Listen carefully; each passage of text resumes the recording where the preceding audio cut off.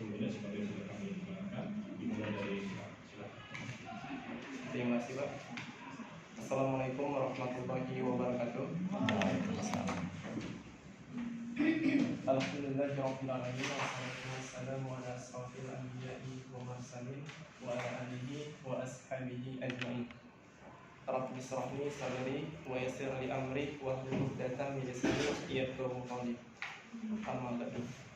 Yang pertama dan yang paling utama, mari kita ucapkan puji syukur kepada Allah Subhanahu wa taala yang mana pada kesempatan hari ini kita masih diberikan kesehatan, masih diberikan kesempatan sehingga kita bisa berkumpul dalam acara seminar proposal pada hari ini.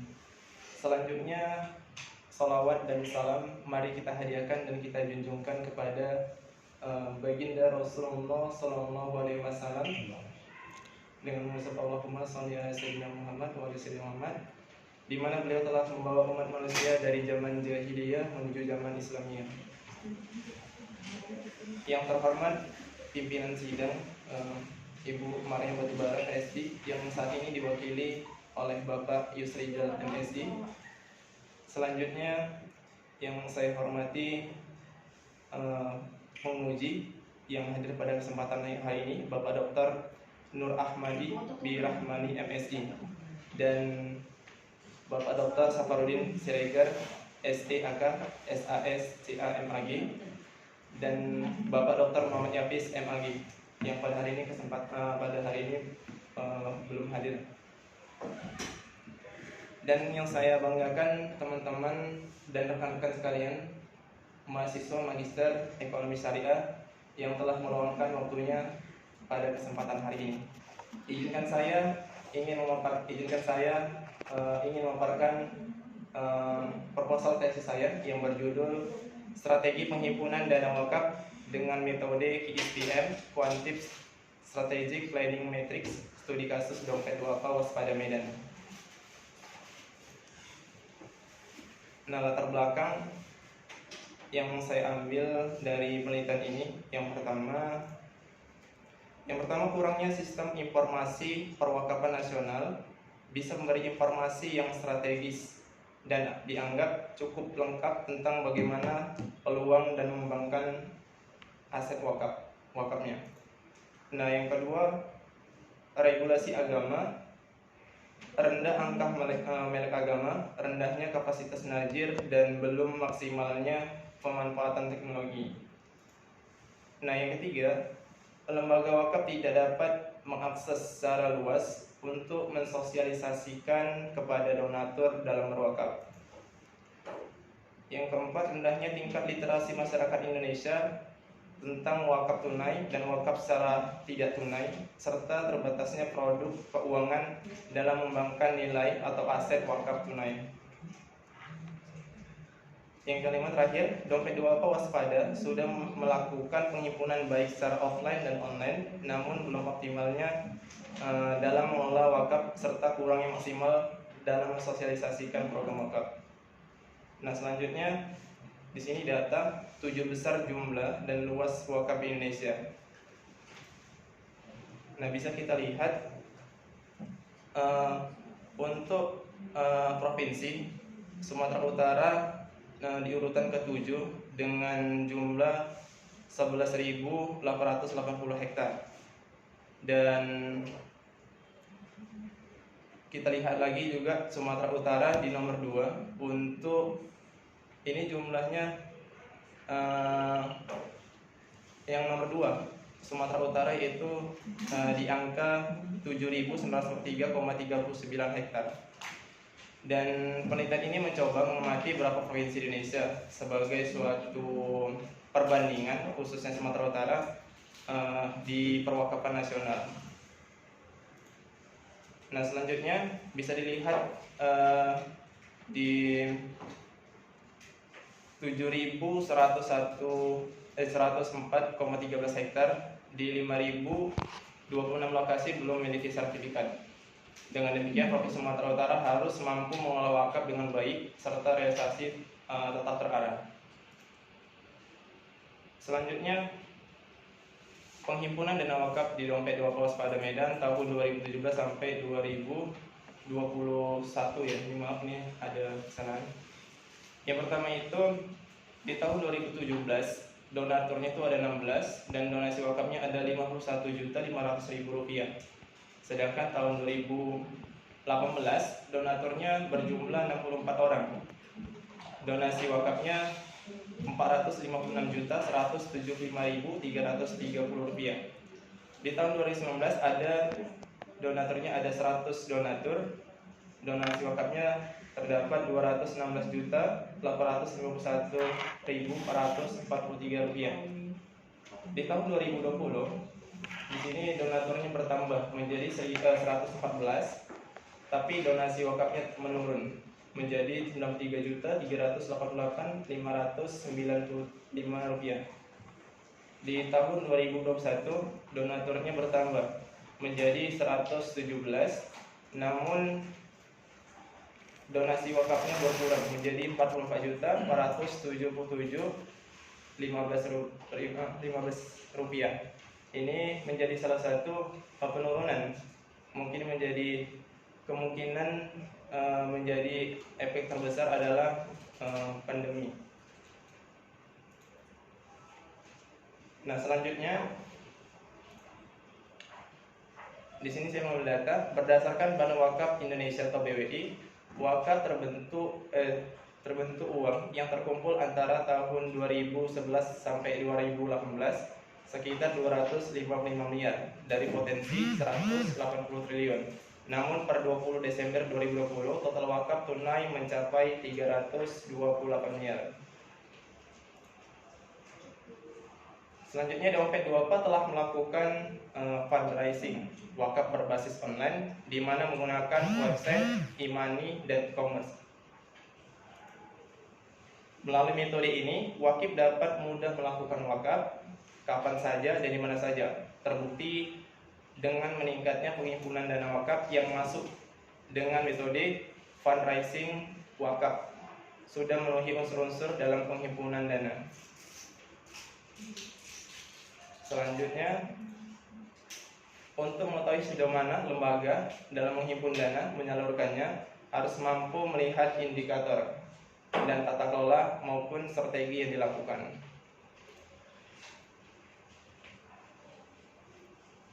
Nah, di sini ada identifikasi masalah. Nah, yang pertama dilihat dari pakar atau expert. Yang pertama itu tenaga ahli dalam penghimpunan dana wakaf yang sangat terbatas. Ini menjadi salah satu masalah dalam penelitian ini. Nah, yang kedua dilihat dari aspek organisasinya. Lembaga yang menghimpun dana wakaf masih memiliki kekurangan dan kelebihan, baik secara internal maupun eksternalnya.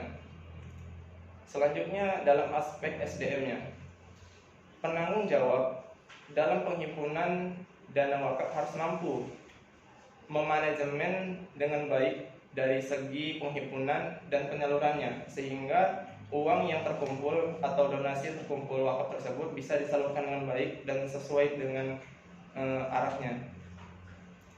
Nah, selanjutnya dilihat dari aspek manajemennya. Perencanaan yang dilakukan kurang efektif. Nah, inilah identifikasi masalah dalam penelitian ini. Selanjutnya, rumusan masalah. Nah, yang pertama, apa saja kendala pada strategi penghimpunan dana wakaf dan realisasinya di Dompet Duafa Waspada Medan. Nah, yang kedua, bagaimana keadaan lingkungan internal dan eksternal di Dompet Duafa Waspada Medan dalam menghimpun dana wakaf saat ini. Yang ketiga, bagaimana strategi penghimpunan dana wakaf dan realisasinya di Dompet Duafa Waspada Medan. Selanjutnya, bagaimana evaluasi strategi penghimpunan dana wakaf di Dompet Duafa Waspada Medan. Ini rumusan masalahnya. Nah, selanjutnya tujuan penelitian. Tujuan penelitian yang pertama untuk menganalisis kendala pada strategi penghimpunan dana wakaf dan realisasinya di Dompet Duafa Waspada Medan. Selanjutnya untuk menganalisis keadaan lingkungan internal dan eksternal di Dompet Duafa Waspada Medan dalam menghimpun dana wakaf saat ini. Selanjutnya untuk menganalisis strategi penghimpunan dana wakaf dan realisasinya dompet wakaf waspada Medan. Dan yang terakhir untuk menganalisis evaluasi strategi penghimpunan dana wakaf di dompet wakaf waspada Medan. Nah, selanjutnya kajian teori. Di sini menurut Fred R. David, strategi merupakan cara dalam mencapai sebuah tujuan dalam jangka panjang. Jadi strategi ini dilakukan untuk mencapai suatu misi jangka panjang, sehingga ketika perusahaan menggunakan strategi ini bisa memberikan evaluasi untuk kedepannya menjadi lebih baik. Dan strategi ini adalah proses manajerial untuk mengembangkan dan menjaga keserasian antara tujuan perusahaan, sumber daya perusahaan, dan peluang pasar yang saling berubah-ubah, sehingga keuntungan dan tingkat pertumbuhan yang menguntungkan untuk perusahaan tersebut. Nah, di sini tahapan strategi. Yang pertama, perumusan strategi. Jadi perusahaan itu melakukan perumusan strategi apa yang harus dilakukan. Nah, yang kedua, implementasi strategi. Ini artinya implementasi ini adalah apa yang harus dilakukan dalam perusahaan itu. Selanjutnya yaitu evaluasi. Setelah dilakukan, di akhirnya itu ada evaluasi. Apakah strategi ini bisa dilakukan di perusahaan tersebut, sehingga kita mengetahui kelebihan dan kekurangan ketika kita menggunakan strategi tersebut. Selanjutnya yaitu penghimpunan dana atau fundraising. Jadi kegiatan fundraising ini adalah kegiatan yang menghimpun dana dari individu, organisasi, dan korporasi. Nah, di sini tujuan fundraising. Yang pertama itu mendapatkan dana. Yang kedua, memperbanyak donatur. Yang ketiga, meningkatkan atau menciptakan citra institusi. Yang selanjutnya mengumpulkan jaringan dan pendukung, dan yang terakhir meningkatkan kepuasan donatur sendiri. Nah, selanjutnya metode fundraising. Jadi di sini ada dua metode. Yang pertama direct fundraising secara langsung, dan yang kedua metode tidak langsung atau indirect. Nah, sehingga ini menjadi salah satu tolak ukur donatur untuk memilih. Perusahaan memilih mau secara langsung ataupun tidak langsung. Nah, selanjutnya di sini ada teori tentang wakaf. Nah, di sini wakaf berasal dari bahasa Arab, yaitu waqaf, artinya tertunda. Jadi memang wakaf ini adalah salah satu cara untuk menuntaskan kemiskinan. Dan tidak mungkin di kalangan masyarakat itu wakaf masih belum terlalu booming dibandingkan dengan zakat, sehingga kan masyarakat tahu bahwa zakat itu wajib, tapi kebanyakan dari masyarakat atau literasi tentang wakaf ini masih kurang. Selanjutnya, wakaf sendiri diatur Undang-Undang Nomor 41 Tahun 2004 Pasal 1, yang disebutkan bahwa wakaf berarti sesuai penggunaan hukum syariat untuk keperluan ibadah atau kesejahteraan umum, memotong sebagian dari harta dan memberikan untuk selama-lamanya untuk kepentingannya. Dan tindakan meninggalkan wakaf, ada perbedaan jenis wakaf antara kitab hukum Islam dan hukum wakaf, dan perbedaan adalah lama waktu wakafnya. Nah, selanjutnya di sini ada ayat Quran dan hadis. Di sini ada Al-Quran surah Al-Hajj ayat 77. Bismillahirrahmanirrahim. Ya ayyuhalladzina amanu arka'u wasjudu wa'budu rabbakum wa'aflul khairul la'allakum tuflihun. Yang artinya, hai orang-orang yang beriman, ruku, sujud, menyembah Tuhan, dan melakukan perbuatan baik untuk menangan. Nah, di sini kita kaitkan dengan wakaf, yaitu harta yang kita punya itu bisa bermanfaat ataupun untuk kebaikan orang lain, sehingga itu memberikan dampak yang positif. Di sini ada juga hadis saya cantumkan. dari Ibnu Umar radhiyallahu anhu. Nah, selanjutnya,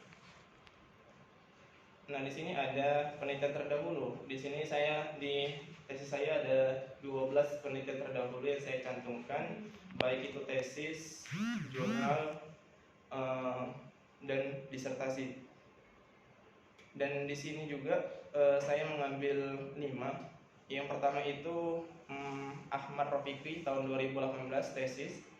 Judulnya itu Strategi Pengelolaan Wakaf Wasiat Polis Asuransi Syariah. Studi kasus studi Lembaga Wakaf Al-Azhar Kebayoran Jakarta. Nah, yang kedua Robi Setiawan TNI Badina Muhammad Ainun Najib tahun 2021, yaitu Journal of Islamic Economic and Banking. Judulnya itu Strategi Pengelolaan Wakaf Produktif dalam Rangka Pemberdayaan Ekonomi Umat pada Wakaf Produktif Dompet Duafa Banten. Yang ketiga itu daerah Permesela tahun 2019, yaitu Journal of Islamic Economic. Judulnya Analisis Produktif Work Practice and Management Using SWOT Analysis Method. Nah, di sini ada 5 yang saya cantumkan. Selanjutnya yang keempat Nur Rahmi Samiana tesis tahun 2020, yaitu permohonan strategi pemberdaya saing PT Indo Porcelain menggunakan metode KSPM. Dan terakhir itu Norman Hakim Jurnal Wakaf dan Ekonomi Islamik tahun 2020, yaitu judulnya Analisis Strategi Menghimpun Wakaf Saham di Indonesia.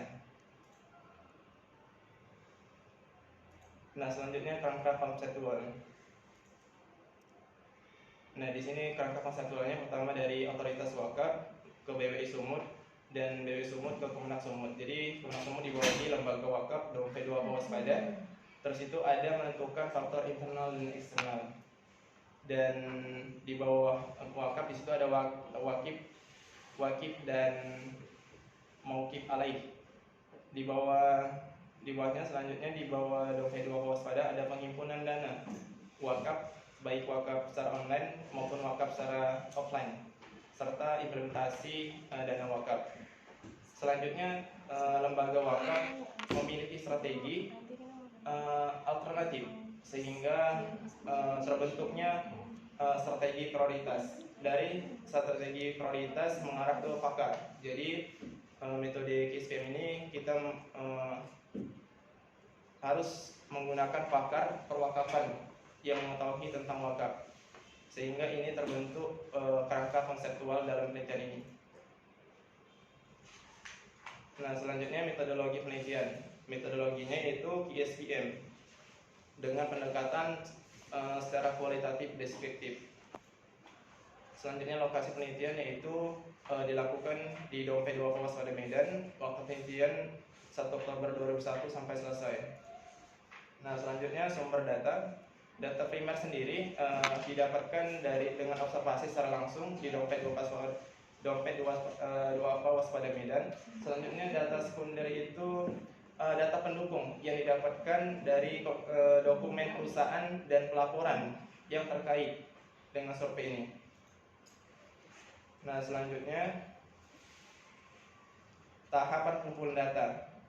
Selanjutnya itu tahapannya pertama teknik penetapan narasumber. Jadi saya sebagai peneliti mencari narasumber yang lebih mengetahui baik secara praktisi dan akademis. Jadi dan penelitian ini kita membutuhkan orang-orang yang ahli atau pakar dalam bidang kewakafan. Selanjutnya itu metode pengumpulan data. Yang pertama observasi, yang kedua wawancara, dan yang ketiga kita gunakan kuesioner.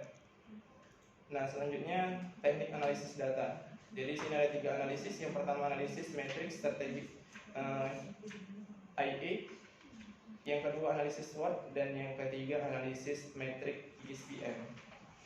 Mungkin ini saja yang dapat saya sampaikan dalam pemaparan penelitian saya pada hari ini. Selanjutnya saya kembalikan kepada pimpinan sidang. Baik.